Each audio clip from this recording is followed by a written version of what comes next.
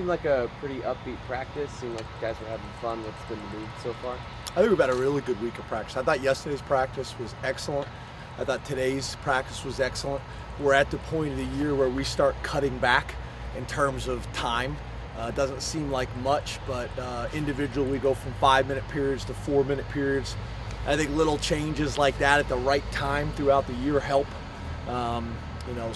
We still got to get the same amount of reps in practice from a game plan perspective.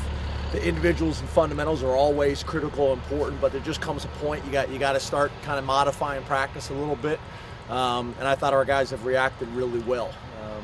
We're not out here as long, but the energy and the enthusiasm is excellent.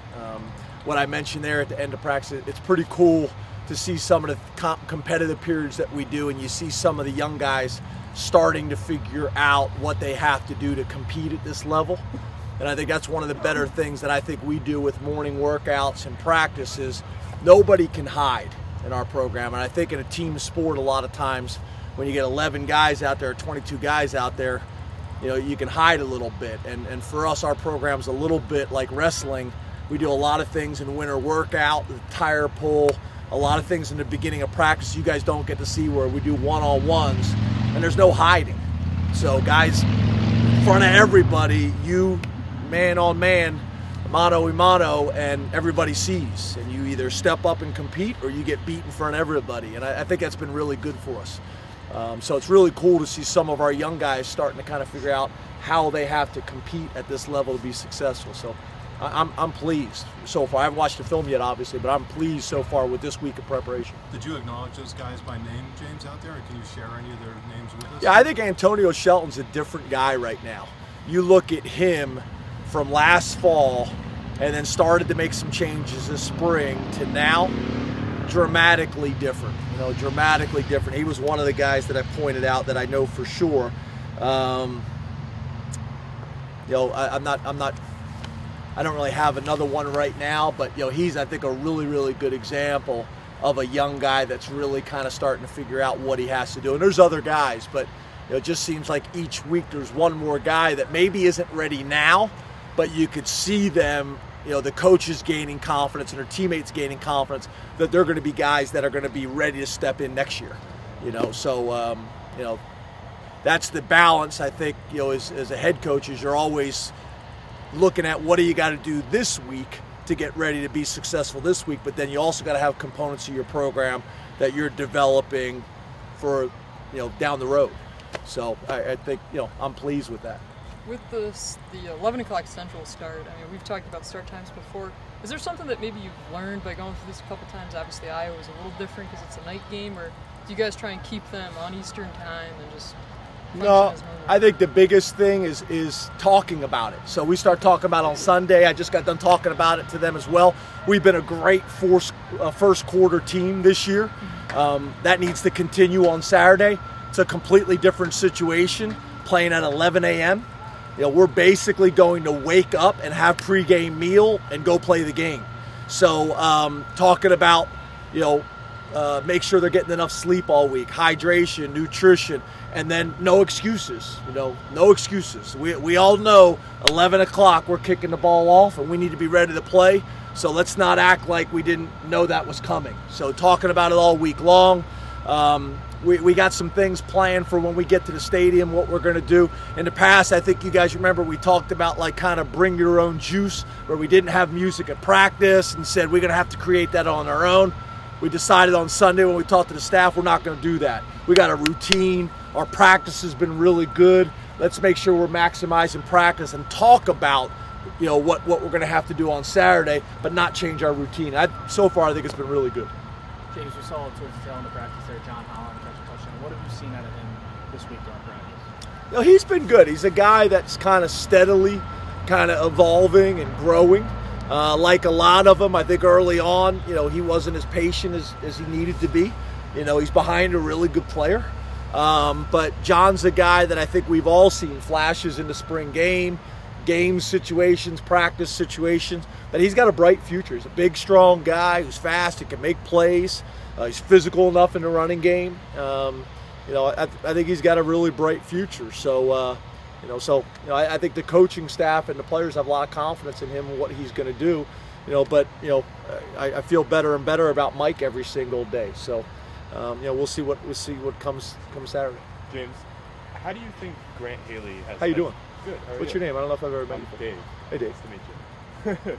How do you think Grant Haley has kind of progressed as a player from last year to this year, and is there a particular area where you think he's improved the most? Probably just every aspect. Grant's such a mature guy. He's really smart. He's great on and off the field. He's a tremendous student. He's made a bunch of plays. I think that's probably the biggest difference for him, is those plays that he made as a freshman on special teams gave him confidence. I think the block kick against Ohio State took him to a whole nother level. He's the guy that's playing with a lot of confidence right now. He's the guy that you know what you're going to get every practice and every game. There's not a whole lot of highs and lows and dips and valleys in his game. He's very consistent. He's very mature. And obviously he's a talented guy. So there's a lot of value in that, from a coaching perspective, when you got a guy that you know what you're going to get every single day and you know what you're going to get on Saturdays. And he's also a guy that I think, has the ability to continue to make more plays for us. Hey, James, over here. How you doing? Good. How are you? Good. You mentioned last week about dividing the season into phases. If you go back, you're like 16 and 14, but since then you're 14 and 1. Can you do the same thing with your time here and dividing that into phases?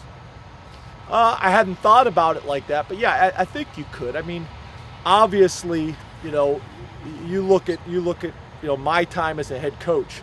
When we first took over programs, there was work that needed to be done, and as we were there longer, we got better during individual seasons, and then we also got better. Obviously, the longer we were there, once the locker room got the way we needed it to be, the culture was in place, the depth started to come, those types of things. So, I hadn't thought about it like that, but yeah, I think you could say that. I think you could break it down that way. We're in a good situation right now. We still got a lot of work to do in a lot of different areas, but I see us gradually chipping away at each one of those areas. So yeah, I'm pleased where we're at. As you know, we're focused on Northwestern and not really looking at it from that perspective inside the program in terms of big picture. But I do think there's confidence that comes from that. There's experience that comes from that. But we're really just focused on Northwestern. Coach, Northwestern presents a combination of a very experienced coach in the Big Ten and a very experienced quarterback.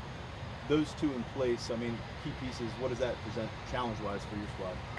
Well, I think exactly what you're saying. You're playing a team, and you're playing a program, and you're playing a coach that aren't going to make rookie mistakes. They've been there, done that. Not only do you have Fitz as a coach, but also played in this league and was a highly successful player in this league. So, there's a lot of value in that, and we're starting to get to that point. We're starting to get to the point where we got a staff that's been to these locations multiple times now. We understand, different venues. We understand different programs. We understand what Iowa's all about. We understand what Indiana's all about. We understand what Northwestern's all about, and that helps. I don't think there's any doubt about it, and that's what they are. They're a veteran program with a veteran coach and a veteran quarterback, and typically when you have those things, you got a chance. And they play hard, and they're smart, and they're talented. So I think we've all seen Northwestern week in and week out, either be victorious or play people tough. So we better be ready. Got a lot of respect for them and what they do and how they do it. How have you seen Michael Mennett develop kind of since camp to now? And what do you think that experience on special teams does for him on the field goal unit, just getting him on the field? Yeah, I don't know if necessarily the field goal unit. I think it probably does a little bit, but he's a talented guy. He's an athletic guy. He's also a guy that was always just bigger and more athletic than everybody else. So he's learning every single day, and he's getting better, and we need him to. He's kind of that next wave of linemen that we need to continue to grow and develop. But I see flashes. I see flashes like a lot of players. It's the consistency aspect that needs to kind of change. And I think that's probably the hardest part for guys transitioning to college is the intensity and the focus that you have to have play after play after play to be successful. Where in high school, you could just overpower people. Where here, you better be on your game play after play. And guys aren't used to doing that. So, I think that's the biggest thing for him is consistency. James, you talked about situations. Past few years, you had pulled things out of games that you had experienced in losses. But when you're winning, and you're winning a lot of these games by a lot of points, do you go back and recycle those situations? Do you do situations that you have? Where are you drawing those from the practice? Yeah. To me, that shouldn't change whether it's a win or whether it's a loss. There's teachable moments, and we talked about it the last couple of weeks. If we have to lose to grow, then we're in trouble. We'll never reach our goal of who and what we want to be. And you look at our program right now. That was my conversation with the team today in the team meeting.